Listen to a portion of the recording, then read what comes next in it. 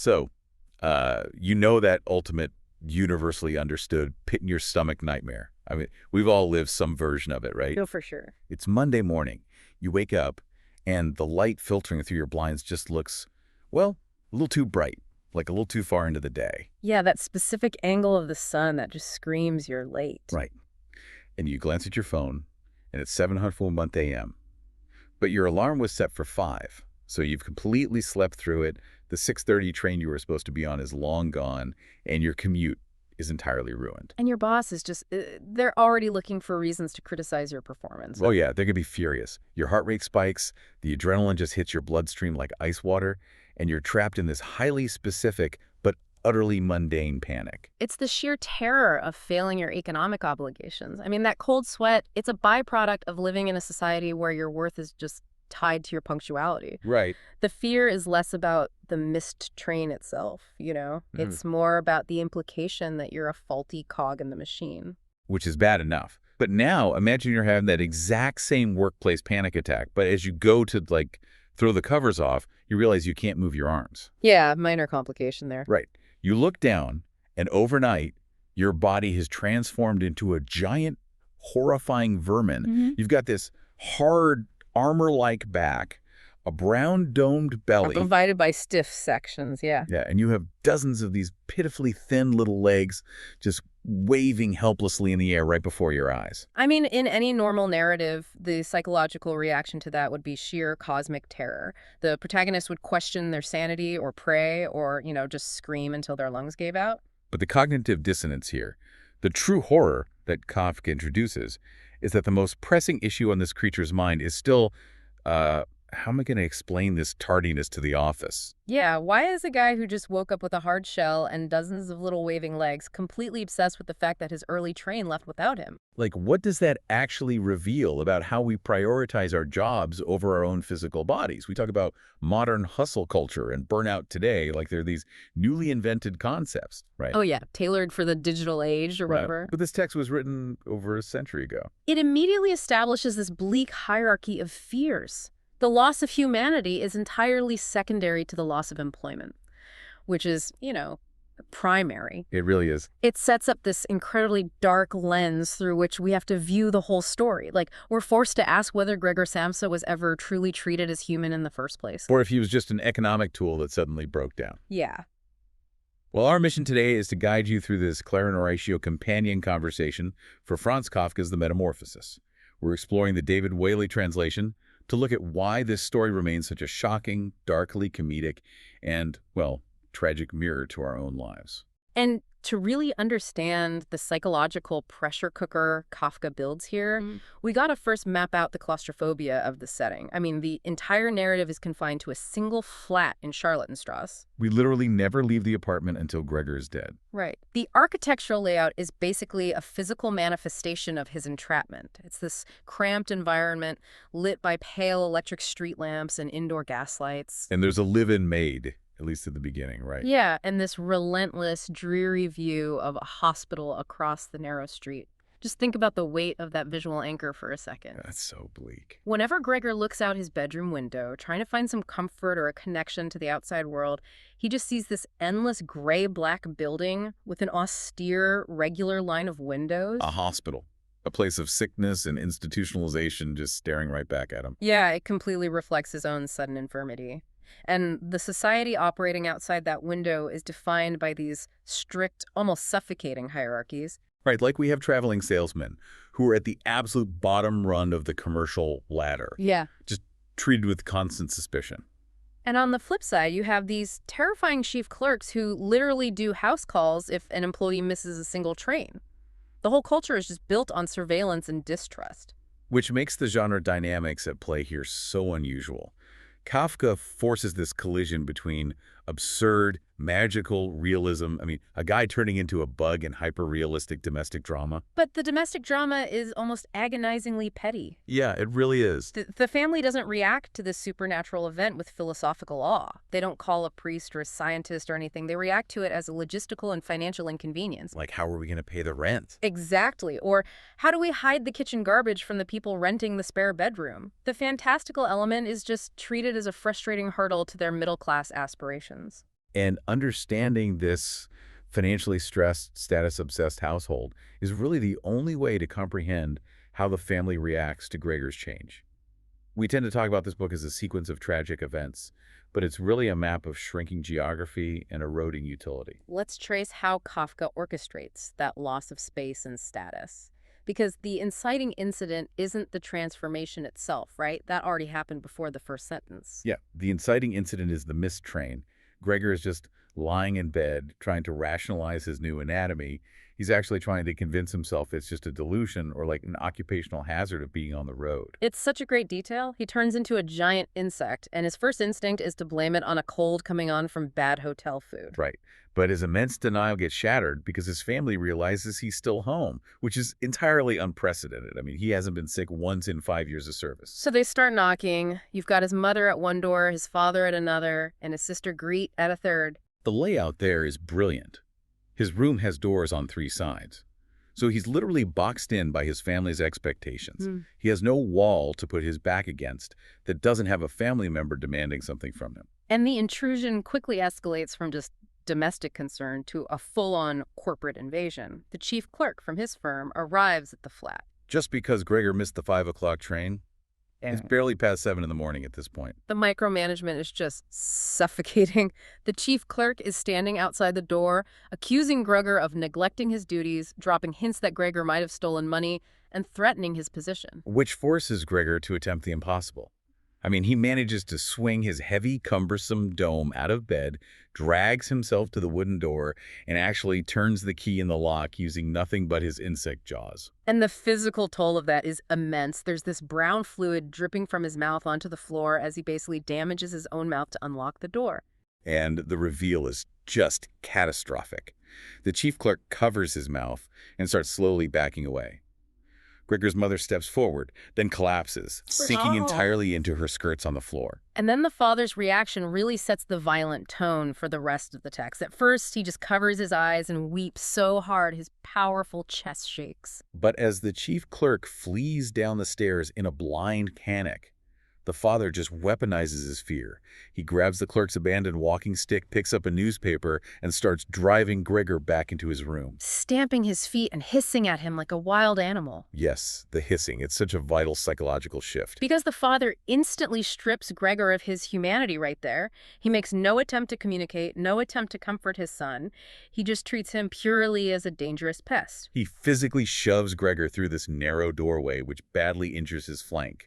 It leaves these vile brown flecks on the white door before he just slams it shut. So the primary breadwinner is instantly demoted to a monster locked in a bedroom, and that initiates a massive shift in the household economy. Right, because initially, Gregor's younger sister, Greet, steps into the role of sole caretaker.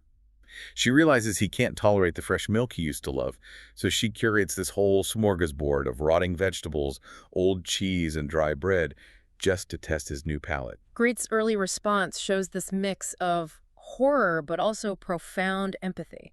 She's the only one brave enough to cross the threshold of his room. She even notices that Gregor enjoys crawling on the walls and the ceiling. So she tries to remove the furniture to give him more vertical space to roam. Right, but the reality of their financial ruin just crushes that brief period of caretaking. I mean, Gregor had been financially carrying the entire family. Yeah, with his income gone, they're forced right back into the labor market. The father, who had been lazily retired for 5 years, gets a job as a bank messenger. The mother, who has severe asthma, starts sewing underwear for a fashion shop. And Greet, who is only 17, takes this grueling sales job and is studying shorthand and French late into the night. So as the family's physical and emotional exhaustion deepens, Gregor just transitions from a tragedy to a neglected burden. The empathy evaporates, and it's replaced by this simmering resentment. They actually stop seeing him as Gregor and begin referring to him exclusively as it. Which culminates in the apple attack. The mother and sister are trying to clear the furniture from his room, and Gregor panics because he feels like they're erasing his last ties to a human existence. So he breaks cover to protect a framed picture on his wall. His mother catches sight of him and faints, and Greet, who's furious now, shakes her fist at him. Which is her first act of direct hostility since the transformation. Yeah. Then the father comes home from work, sees the chaos, and assumes Gregor has physically attacked the mother. Yeah. So wearing this stiff blue bank uniform with gold buttons, the father starts bombarding Gregor with apples from a fruit bowl on the dining table. And he throws them with lethal, calculated force. One apple actually penetrates Gregor's armor and lodges deep in his back. It's a deeply symbolic, festering wound, and no one dares to extract it. It just stays lodged in his flesh for over a month, surrounded by this inflamed area covered in white dust. It renders him a permanent invalid, barely able to drag himself across the floor. And from that point on, the demise is agonizingly slow. The family has to rent a room to 3 bearded, incredibly strict gentlemen just to generate income. And these lodgers demand absolute cleanliness, which means Gregor's room becomes the dumping ground for all the household refuse. Dust bins, old furniture, ash, they just toss it all in with Gregor. He stops eating. He just sits in the darkness, covered in dust, threads, and stray hairs. Then we reach the final breaking point. Greed is playing the violin in the kitchen. The lodgers invite her to perform in the living room. Gregor, who is just starved for beauty and connection, is drawn out of his isolation by the music. He creeps into the living room, entirely filthy, trailing food remnants. And the lodgers spot him. But notably, they aren't even terrified. They're just deeply annoyed by the unsanitary conditions of the apartment. Right, they immediately give notice, refusing to pay their rent and threatening a lawsuit against the father. And that's when Greet finally snaps. The sister who used to carefully select his meals turns to her parents. She says they must try and get rid of it. She argues they've done all that's humanly possible. She refuses to call the creature her brother anymore. She rationalizes that if this bug were truly Gregor, he would have had the decency to leave of his own free will to spare them the burden. And Gregor hears this entire rationalization. He comprehends that he is completely unwanted. So with immense, painful effort, he crawls back into his room, Great slams the door and locks it, yelling, "At last!" in relief. Gregor, lying in the dark, feels his physical pain slowly fade. He thinks of his family with deep emotion and love, and as the clock strikes 3 in the morning, his head sinks down and his breathing stops. He literally starves himself to death to free them from the economic and social burden of his existence. It's heartbreaking, and the aftermath is just chilling. The charwoman discovers his dry, flat corpse in the morning, poking it with a broom to confirm it's dead. And when she announces the news, Mr. Samsa simply says, "Let's give thanks to God for that." They're immensely relieved. They evict the lodgers immediately, fire the charwoman who disposed of the body, and leave the flat together for the first time in months. The story concludes with the parents looking at Greet on a sunny tram ride, noticing she's grown into a beautiful young woman, and silently agreeing it's time to find her a husband. Which is wild. But you know, when modern listeners approach this audiobook, they often come in with preconceived notions. They expect a grim, terrifying horror story akin to Poe or like modern body horror. And because they brace for terror, they completely miss the dark comedy woven into the text. Oh, the opening pages are structurally hilarious. It really functions as pure farce. You have a man who has undergone a reality-breaking metamorphosis, and his internal monologue reads like a disgruntled HR complaint. Exactly. He's lying there looking at his many pitifully thin legs waving helplessly, and his thought process isn't, am I a demon? Have I been cursed by a vengeful God? His thought process is, what a strenuous career I've chosen. Bad and irregular food, worrying about train connections. He is furious about the logistics of his job. Yes. He even fantasizes about marching up to his boss and telling him off, claiming the boss would fall right off his desk from the shock. The cognitive dissonance between his physical reality and his psychological reality is just a masterclass in absurdist humor. Kafka is completely satirizing the relentless suspicion of the corporate machine. I read this again recently, getting ready for this companion conversation, and I was actually laughing out loud at the physical comedy. He spends pages trying to figure out how to get out of bed. Yeah, he realizes he can't roll to the right because of his domed shell. So he tries to rock himself out. He thinks, if I just had 2 strong people, like my father and the maid, they could just push their arms under my dome and swing me onto the floor. He's treating his horrific new body like a heavy piece of mahogany furniture. He needs to pivot down a hallway. And he's terrified of calling in sick because he reasons that in 5 years, he hasn't been ill once. If he calls in, the boss will bring the medical insurance doctor, who will just accuse his parents of having a lazy, work-shy son. Right. Any human frailty is viewed as a moral failing by the system he works for. Which brings us to the financial trap. This detail is really the engine of the entire tragedy. Why is Gregor working this soul-crushing job in the first place? Because he's working to pay off his parents' debt to his current boss. Gregor mentions he needs another 5 or 6 years to clear that debt before he can quit. He's essentially indentured to his family's past financial failures. He surrendered his own autonomy to save them. He worked with this fiery vigor, rising from a junior salesman to a traveling representative overnight, just so he could throw cash on the table and delight his family. He derived his entire sense of self-worth from providing for them. But that dynamic created an incredibly toxic foundation. When he was the golden goose, the family accepted the money with gratitude. But as the narrator notes, there was no longer much warm affection given in return. The love became entirely transactional. Now, here is where I kind of push back a little. I have a real problem with how modern readings sometimes want to flatten the family into evil, greedy caricatures. It's too easy to say they're just parasites. The text shows us they are profoundly exhausted.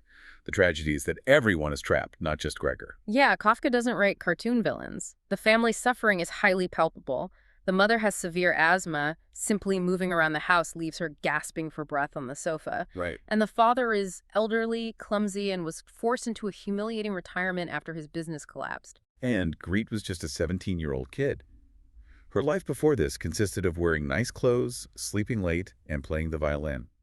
Suddenly, she's thrust into the role of primary caregiver to a monster, while also working a demanding retail job. The sheer physical toll of 1915 domestic labor. I mean, hauling coal, scrubbing floors without modern appliances while starving is enough to break anyone. The real monster in the text isn't the bug. It's the financial desperation that forces humans to evaluate each other solely based on economic utility. The system leaves no margin for grace, no room for severe illness, and no capacity for unconditional care.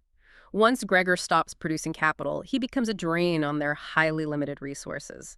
Their empathy is simply starved out of them by poverty and exhaustion. And that exhaustion creates literal walls in the house. The architectural isolation is terrifying. Have you noticed how obsessed this family is with locking doors? Oh, yeah. The physical barriers map perfectly onto the emotional barriers. In the very first scene, Gregor actually congratulates himself on his cautious habit, acquired from traveling, of locking all his doors at night, even in his own home. He voluntarily isolates himself before he even turns into a bug. He built his own cage. And once he transforms, the doors become a symbol of the breakdown in empathy. When he attempts to speak to his family through the wood, his human voice is fading. It's start clear, but it's infected with this painful, uncontrollable squeaking from deep inside him. The text describes it as an echo that makes the words unclear, leaving the hearer unsure if they heard properly. It's agonizing. His family thinks he's merely being stubborn while he is desperately trying to articulate his loyalty. The doors are eventually bolted from the outside. The closed doors symbolize the complete severance of understanding between Gregor and the human world. He's completely starved for connection in that locked room. Which brings us to the scene with the picture of the lady in fur. He could have saved his writing desk. He could have saved the tools of his past human intellect.